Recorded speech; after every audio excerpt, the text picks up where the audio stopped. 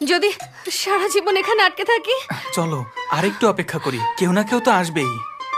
পরে যদি কেউ না আসে, কেউ আসার আগে যদি ছিঁড়ে পড়ে? এই জেসি, তোমাকে এমন অবস্থায় শান্ত থাকতে হবে। কিন্তু আমরা যদি সত্যি সত্যি মরে যাই? আমরা এখনো 4 তলায় আটকে আছি। প্লিজ একটু যুক্তি দিয়ে চিন্তা করো জেসি। যুক্তি? আচ্ছা, ও কি করছো? কি লিখছো? Will?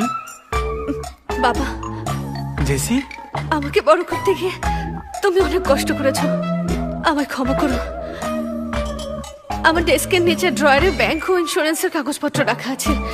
JC, Simi, JC please সব আমাকে ঠিক ক্ষমা হয়ে যাবে। করে দিস। আমি মরে যাওয়ার পরেও তোকে ভুলতে পারবো না। এখনই এসব লেখার কি দরকার? প্রফেসর,